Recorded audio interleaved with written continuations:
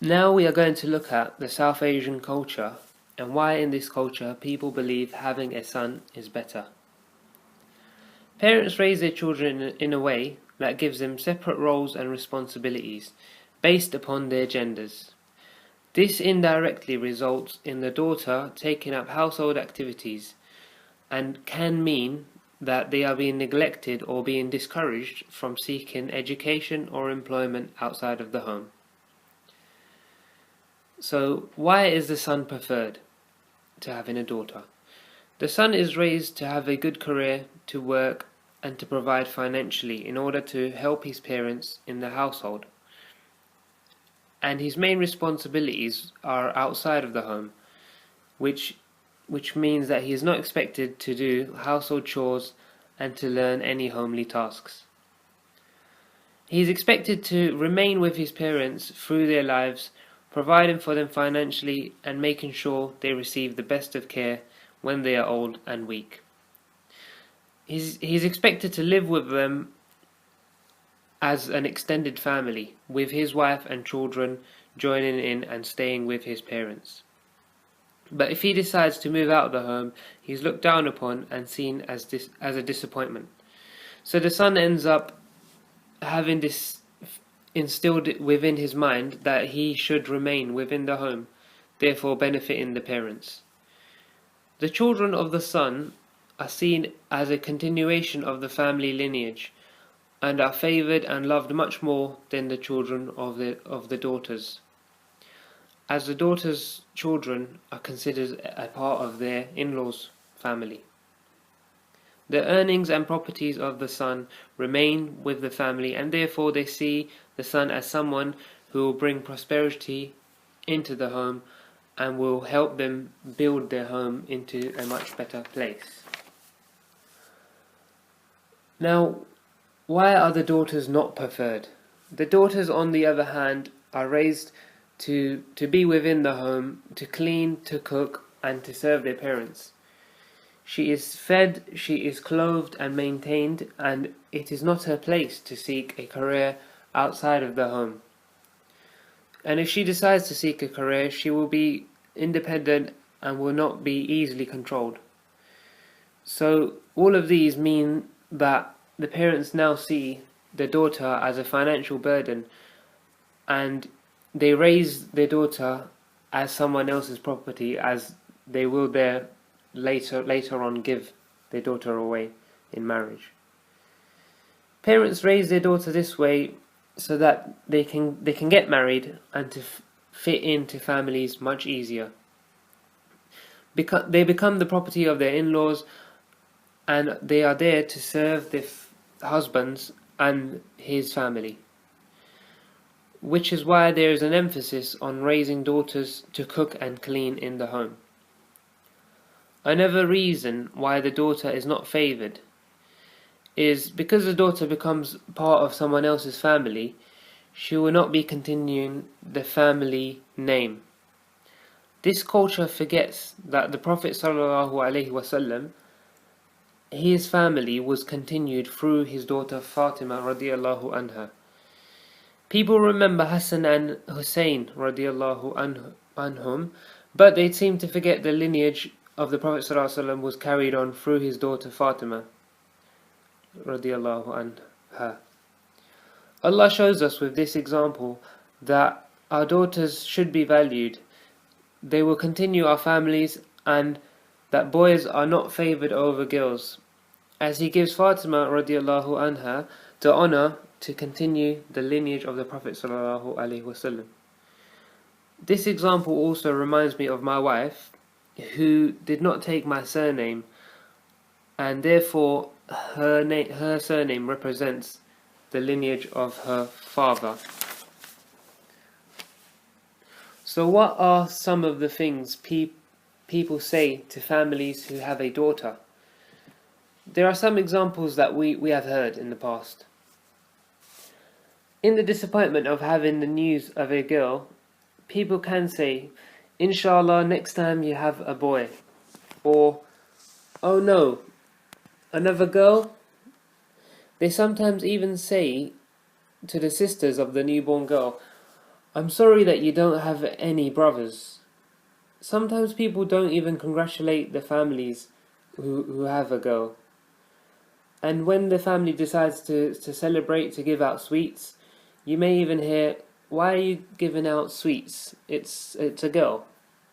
People associate having daughters to the mother, so that sometimes they even say to the father, "Maybe you should get married again, and then that way you might have sons." Have you heard of any other sad things that people say? I have personally experienced this, as we're 5 sisters and have no brothers. People would feel bad for me for not having any brothers, and I was even told once, in a supposedly joking way, that maybe they should get my dad married again so that he can have sons. And that made me so angry and upset. It's as if they were telling me that daughters were not good enough, that only a son was worth having. Thankfully, our parents didn't have this view, and they didn't treat us in such a way.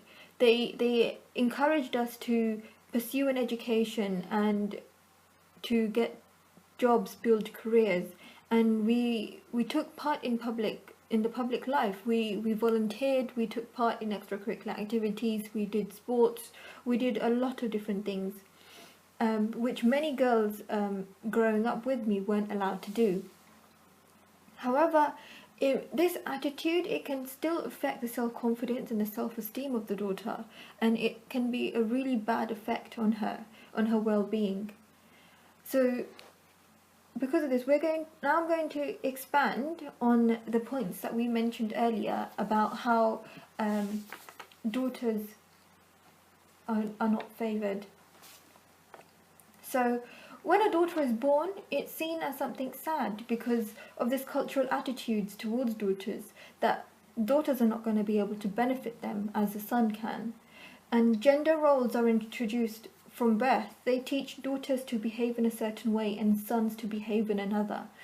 There's different expectations that the daughter is supposed to be in the home, and her role is to raise children and maintain the home.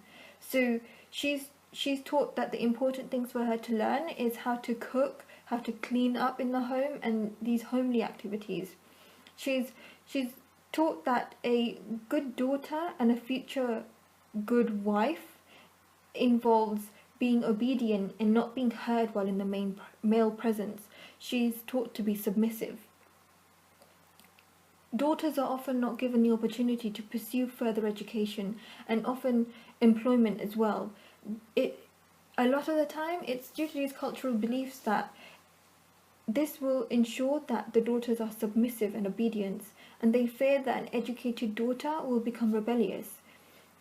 They fear this because there's so many injustices that happen, and an educated daughter is more likely to be able to stand up for these injustices.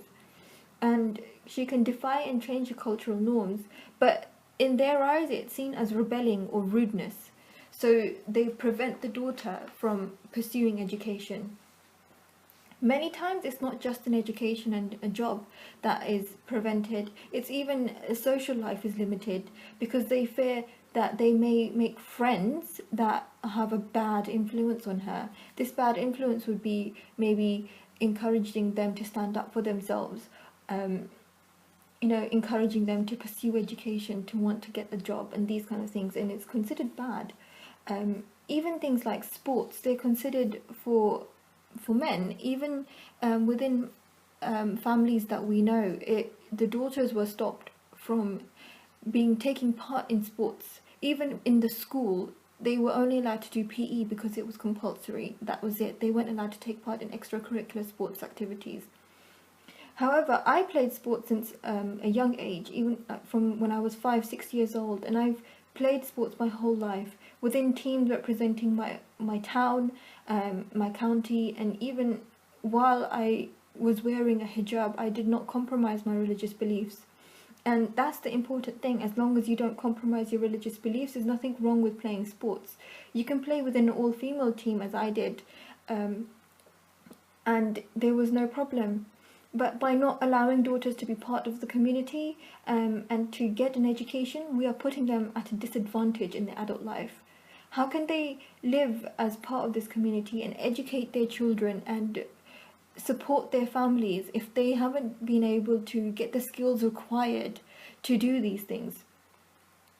Also, a point to note is that while daughters are given more responsibility within the home and not much freedom, sons are given more freedom and little responsibility within the home. Their main job is to work and to earn a living, so they're not taught how to cook, how to maintain the home. They don't know how to do any of these things as an adult.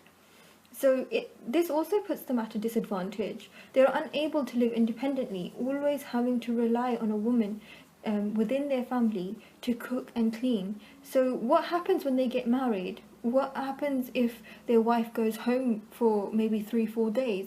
It puts an even more stress on the wife because she would have to make sure that she can cook enough food for the 3-4 days, or that if she's ill for a few days, then how is the husband going to be able to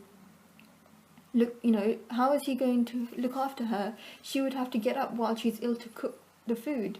So it's important that these are basic life skills. It's not a woman's job.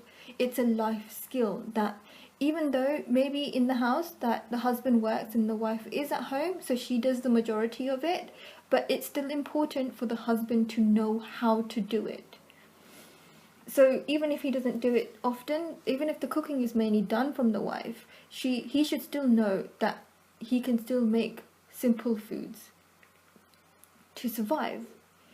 So it's about being independent, and and it will also help the sons and the daughters to appreciate each other, appreciate the opposite gender if they're able to see and experience what the other gender does. So if the daughters can go out and work, then they can appreciate their husbands more because they will appreciate how difficult it is to earn a living. And the same with the sons. If they know how difficult it is to maintain a home and to cook and do these things, then they will appreciate their wives in their adult lives, because then they will understand that it's not an easy job and it requires a lot of hard work, which often happens because the son who's grown up not experiencing this, they come home from work as an adult and they don't appreciate that their wife has spent as much time as he's been at work at home cooking and cleaning, and he wants to rest but he expects his wife to carry on doing the work. He doesn't understand that it's not going to be okay for her to continue that. She needs to rest too. So as daughters are raised to be submissive, even studies have found that within the Pakistani culture, a good woman is seen as someone who is unselfish, reliable, she can compromise, maintain the home, care for her children, husband and in-laws. She's expected to hide her emotions, compromise her opinions and sacrifice her own dreams for her husband and his family. And this is not like a general blanket term for everyone in the Pakistani culture. There are differences and there are families who do not do this. But we can see that families from lower socioeconomic status are tending to be more towards enforcing these gender roles and the women's inferiority than the ones from a higher socioeconomic status. But if a daughter is raised like this, with no autonomy, with no independence and no life skills, then how can she be expected to face these challenges as an adult? And this is what leads to their oppression.